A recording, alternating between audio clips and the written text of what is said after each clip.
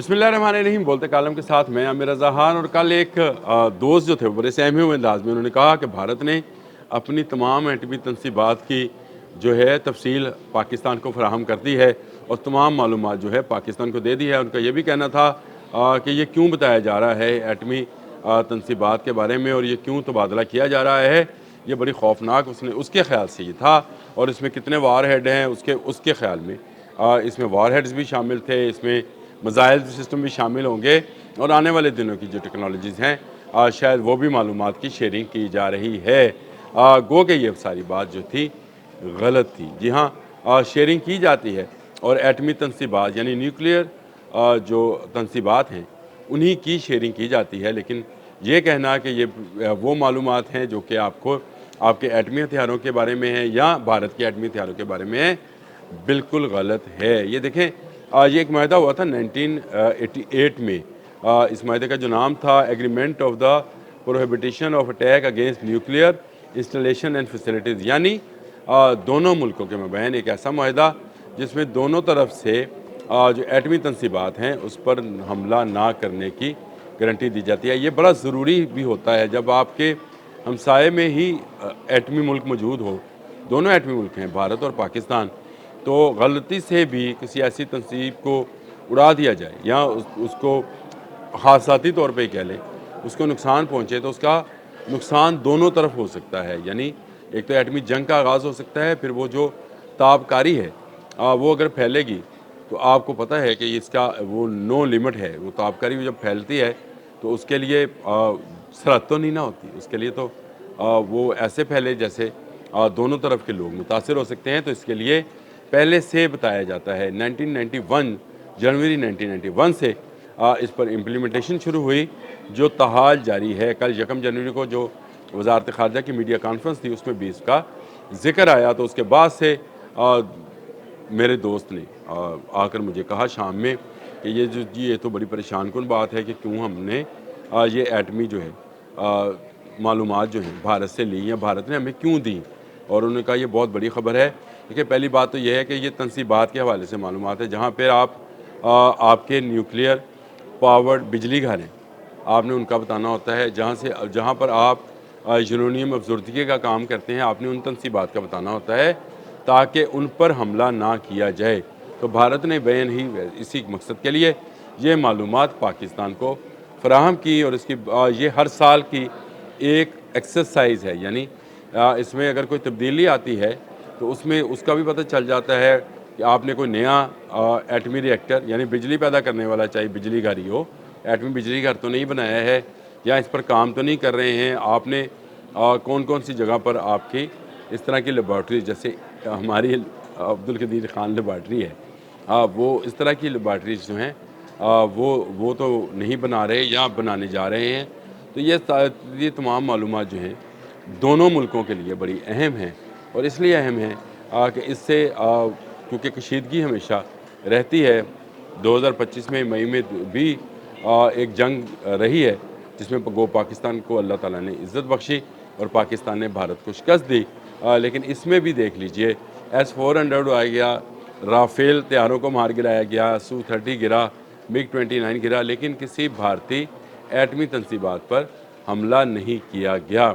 और तमाम की तमाम फ़ौजी अहदाफ जो हैं, जिसको फ़ौजी अहदाफ कहते हैं, न्यूक्लियर अहदाफ नहीं, उनको ही निशाना बनाया गया था। जिसके बाद भारत घुटनों पर आया, कभी अमेरिका कभी चीन, दोनों तरफ जो है मिन्नत तरले करता रहा कि उसकी जान बख्शी कराई जाए। तो ये कोई ऐसी जिसको कहा जाए कि बात नहीं है कि जिससे कोई सनसनी क्रिएट की जाए, ये सनसनी खेज़ इसको बनाया जाए।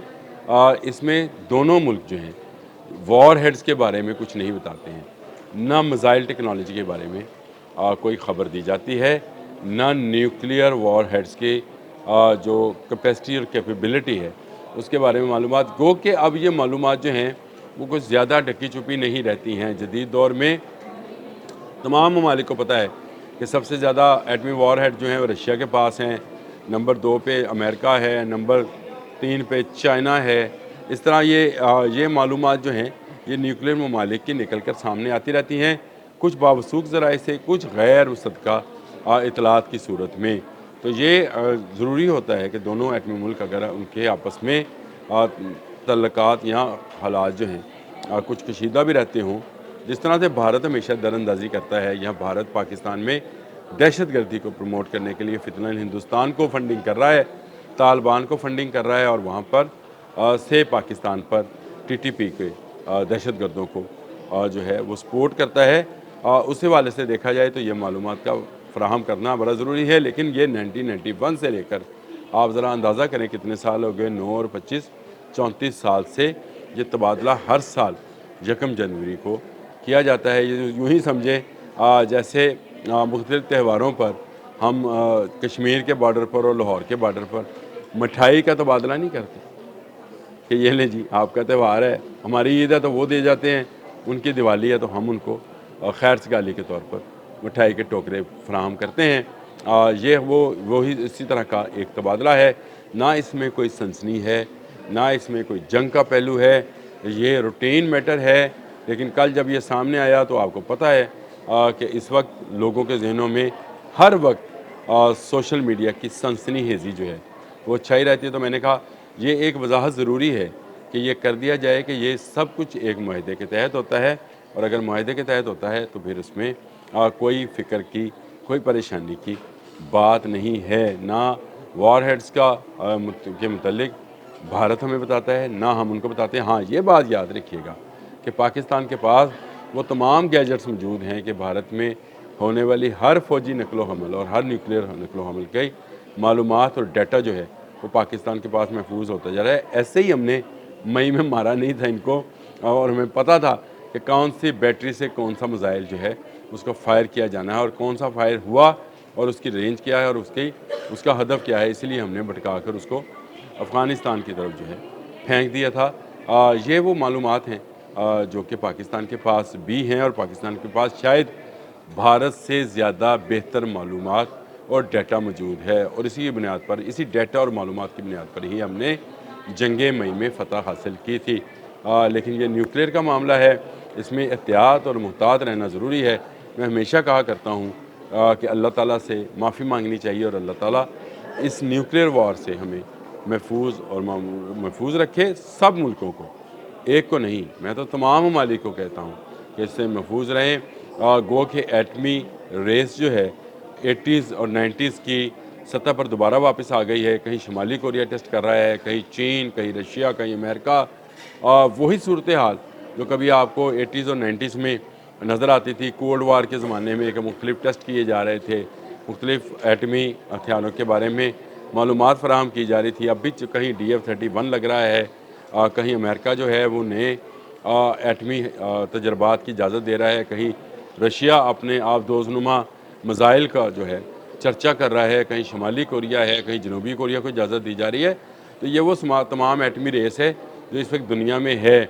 ऐसी सूरत में अगर भारत और पाकिस्तान, यानी भारत अगर मालूमात फ़राहम कर भी रहा है तो ये उसकी सिक्योरिटी और सेफ्टी के लिए है, उसकी और उसके लोगों की सिक्योरिटी और सेफ्टी के लिए है, ताकि पाकिस्तान जो है उससे उसको डर रहता है इस मालूमात के तबादले से कम न्यूक्लियर तनसीबात जो हैं उनको निशाना नहीं बनाया जाएगा, और नहीं बनाना चाहिए भी, क्योंकि ये दुनिया अब किसी न्यूक्लियर वार की मुतहम्मल नहीं हो सकती।